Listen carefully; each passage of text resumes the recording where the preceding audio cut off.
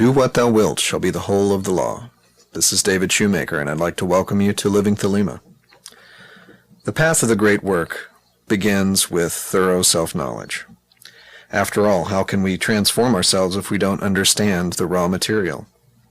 How can we judge our own work if we don't have the proper tools for its inspection?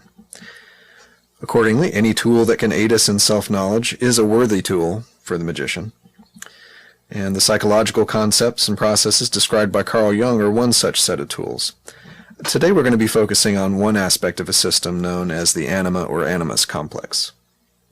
Put simply, the Anima is the unconscious feminine aspect of one who consciously identifies as male, and the Animus is the unconscious masculine aspect of a person who consciously identifies as female.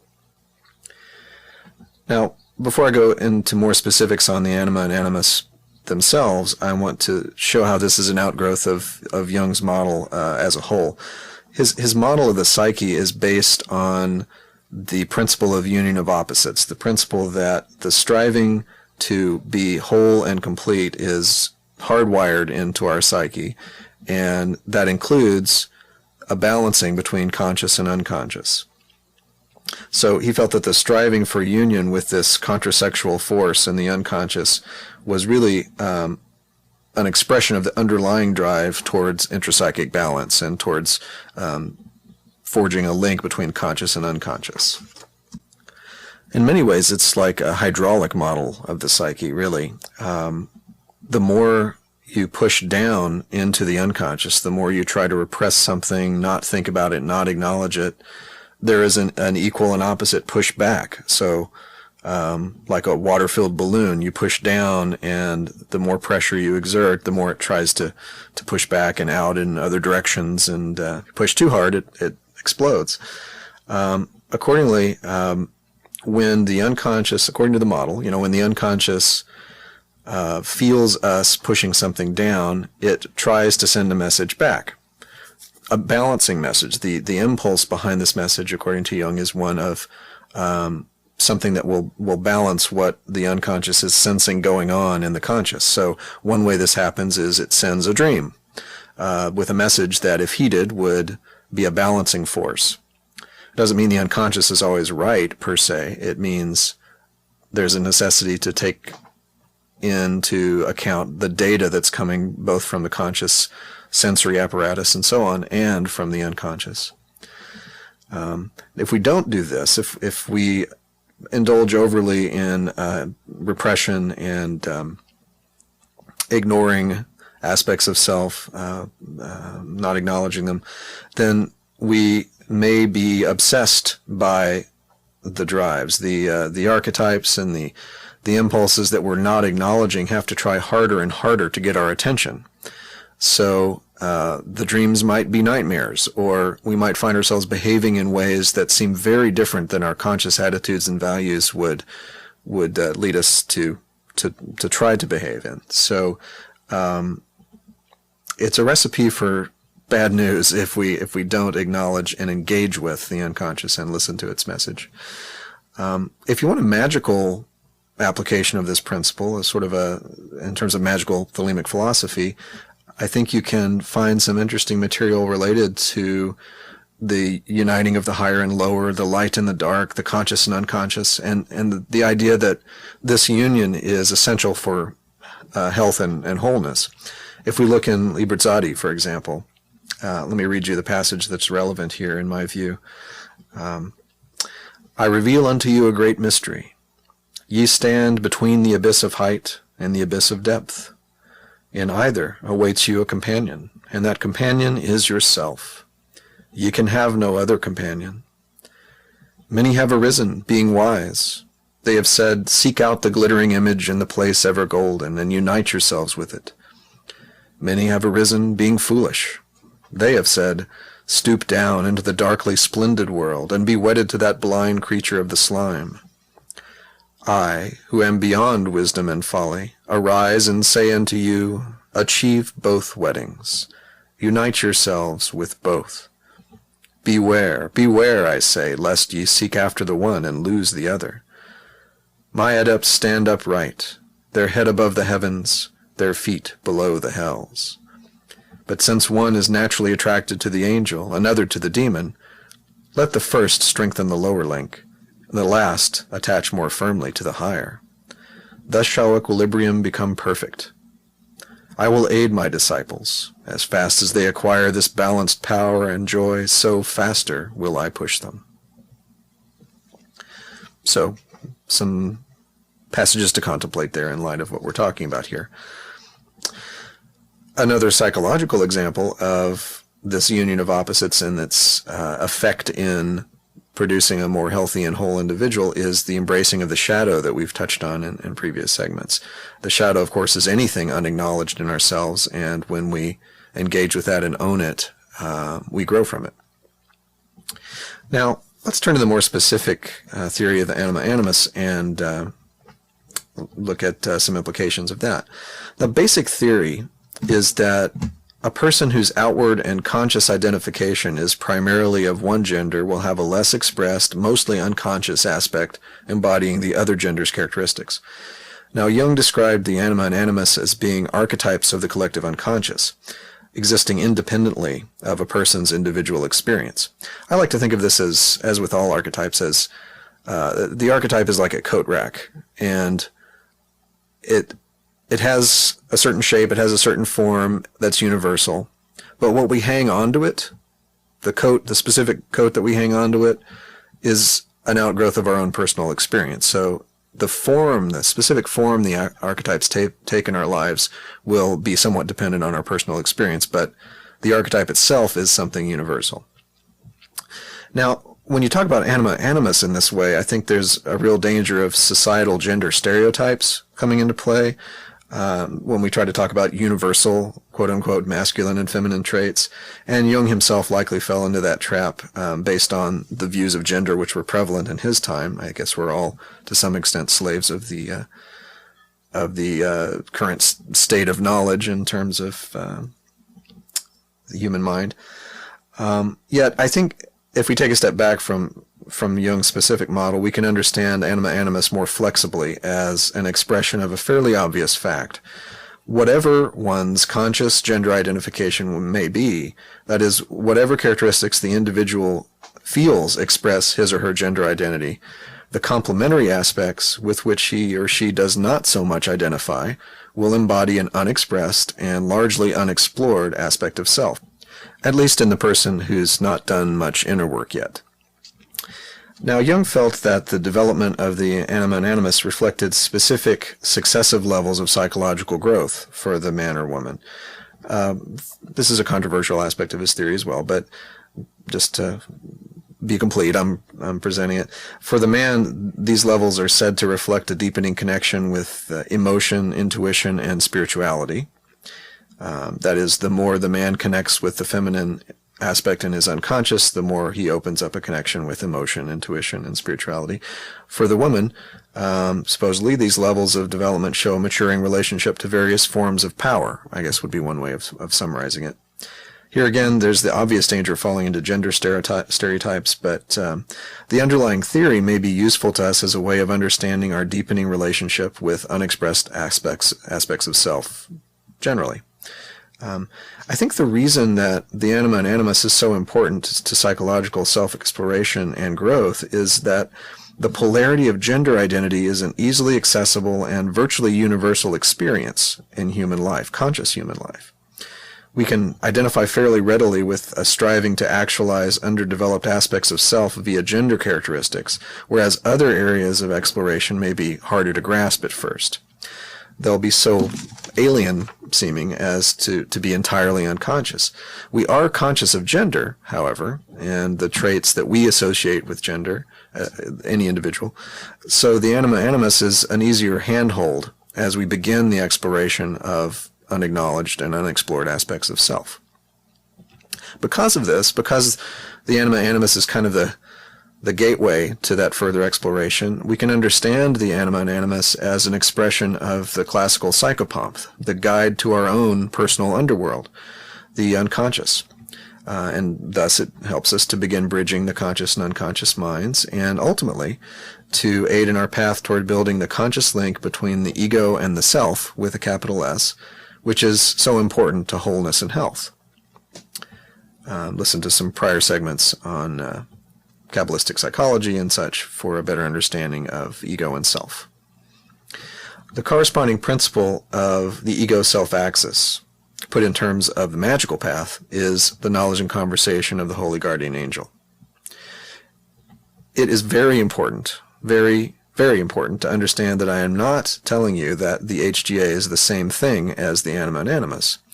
As always, I would never try to define for anyone else what the HGA is or isn't for them. What I am saying is that the HGA ultimately serves as our primary guide to the unexplored realms of self.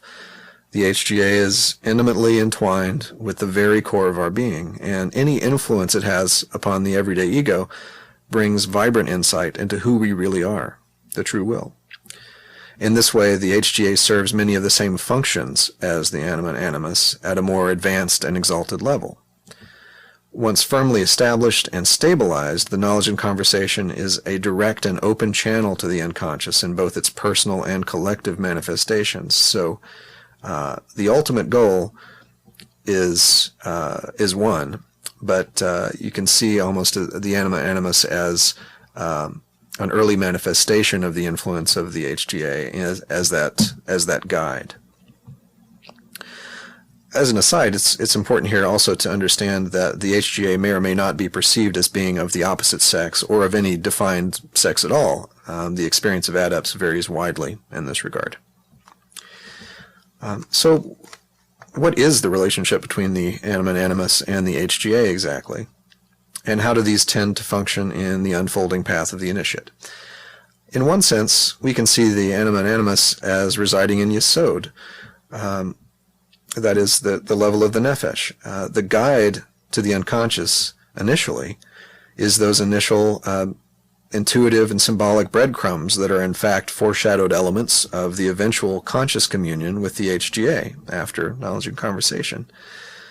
So in the pre-adept stage, pre-knowledge and conversation, we need a guide to our own unconscious via whatever means are available to us, and those means at first tend to be things like we associate with Yesod in the Nefesh, the intuition and dreams and symbols and such.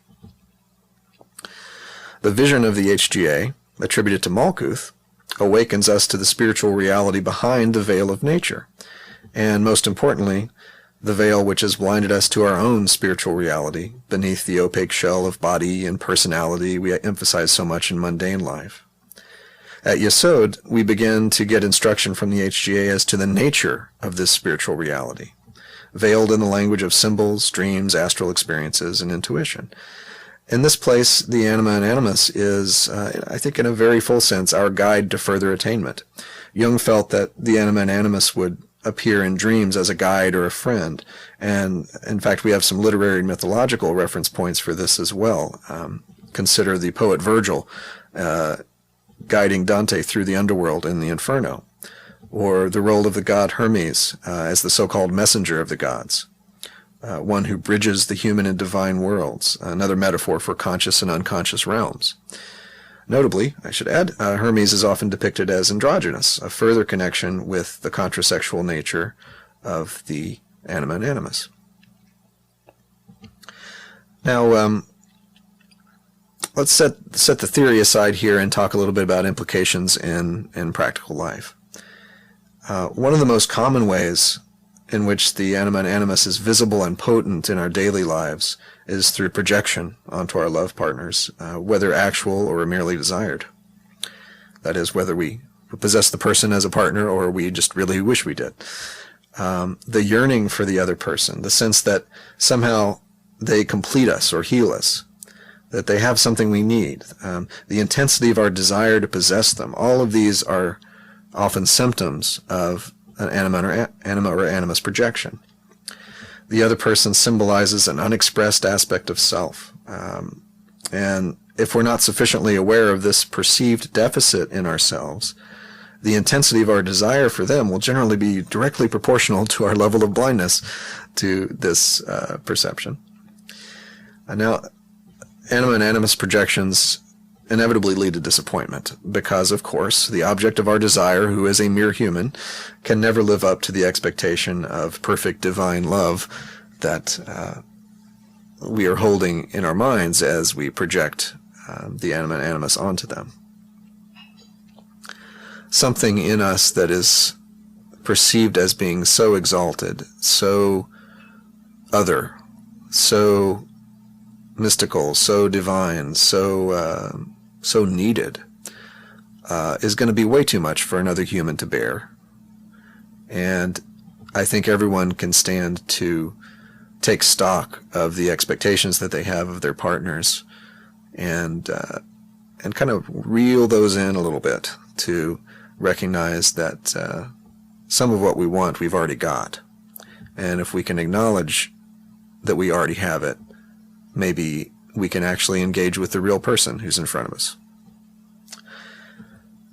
So let's look at some exercises. I have a lot of things to suggest in terms of what we've been talking about today that you may find useful as you go through your day. So start by listing your beliefs about the personality characteristics of masculinity and femininity. Not what you think society believes, but what you actually believe. If you have trouble coming up with such a list, then you can fall back on listing your sense of society's beliefs. After all, your sense of society's beliefs will be somewhat reflective of internalized values. That is, you've at least internalized what you think people think. So list out using either of those lenses, all the characteristics you associate with masculinity and femininity. Now, compare your own personality characteristics to those on your lists based on your identified gender. Circle those that you feel you embody and put a line through those that you feel you do not embody. Now look at the items you've crossed out. Each day, pick one of those characteristics and make a conscious effort to live out that characteristic through the day in interpersonal interactions as well as your private thoughts. It's much like when Crowley discusses taking on a magical personality that may have characteristics, values, behaviors that are very alien to your normal everyday ego. Here what you're doing is taking on essentially a magical personality where the trait in question that you don't feel like you normally embody is the focus. Note the results in your diary, of course. So do that with all the items that you've crossed out. Now look at the items that you've circled, the ones that you feel you do consciously embody. Each day, pick one of these characteristics and make a conscious effort not to live it out that day. So here you're taking on a magical personality where there's an absence of the trait in question. And note those results in your diary. Now pay attention to the less obvious ways in which your daily behavior and experience of yourself and the world change as you're doing this. By living out those aspects of self which are rarely given voice, we can open a channel for other suppressed or unexplored characteristics to surface. You may surprise yourself with how you think and feel simply because you've decided to embody or not to embody one of these characteristics that you associate with gender, either your own or the opposite. You might also want to ask a friend or partner what they've noticed about your behavior at the end of the day. So don't tell them what you're trying to do. Don't tell them, today I'm trying to be absolutely not intellectual at all. Don't tell them that. Make it a blind study. And then at the end of the day, see if they've noticed anything. And this is a way of cross-checking whether the outward expression of your chosen characteristic shows up, whether your decision to embody something is actually manifested in observable behavior that extends beyond your own processing mentally. So that's a series of steps to take in one particular direction to explore Anima and Animus. But as I hinted at before, another very, very useful and valid and important thing to do is watch for Anima and Animus projections onto partners or desired partners. So you can tap into this a little bit more directly if you start by listing the characteristics of your partner as you see them, the personality characteristics, and then reflect on, do a series of meditations on how you might benefit from increasing the expression of those characteristics in your life. In other words, you've just made a list of things that this other desired person has that perhaps by definition you are saying you don't. There'll be some overlap, I'm sure, but you might want to limit the list to things that you feel your partner embodies that in fact you don't. You don't, the characteristics that you feel you really do not express, and then consider how your life would look and how you would feel if you actually, in a sense, became more like your partner. This is one way of working to withdraw those projections, to say, wait a minute, these are not things that are only available to me through this other person. They are available as potentials within me right now and in the future. And once again, when you open the door to exploration of these kind of more accessible aspects of unexplored self, like gender characteristics, you may allow other content to come through, other awarenesses, other intuitions, other unexplored aspects of self they may be able to surface more readily. And then finally, I want to suggest that this will be no surprise to you if you've listened to any of my previous segments. Record your dreams for at least a few months, paying special attention to those figures that appear as guides. Start a list of the characteristics of these guides, adding to it each time a new guide appears in a subsequent dream. Now, just to be clear on what I mean by a guide in a dream, you may dream about exploring a house, and it turns out your best friend from high school is there with you, exploring the house with you. So that might be one example of a guide. It might be more explicit, like you're in some place unknown to you, and there's I don't know, a policeman or somebody's there to show you around, or to show you the lay of the land. And if you've done any scrying efforts, you'll be familiar with the idea of a guide showing up to tell you about the place you're scrying and such. This is not that different. You'll have a dream, and the unconscious itself will say, okay, here's the person who knows what's going on here. So that's your guide. Make a list of the characteristics of these figures as they appear. And after a few weeks of this, you'll have a list which may be quite suggestive in terms of directions for personal exploration. How could you be more like these guides? In what ways would this represent growth or change for you? So there's a host of things to experiment with, and I hope you have fun doing it. I do also hope, of course, that you learn a lot. As I've said several times here today, there is so much to be gained by opening this door to introspection and self-knowledge. And once again, that self-knowledge is the basis of much of the success that you can experience in the great work, in the magical path, on the path of return. So I hope this has been useful and interesting to you. As always, if you have questions or comments, send them to me I've got a new email address for you, david@livingthelema.com. We have the Living Thelema page on Facebook for questions, discussion, announcements, and such. And please also visit livingthelema.com, the website, for more resources on these materials and my biographical information if you're interested. Thanks for listening. Love is the law, love under will.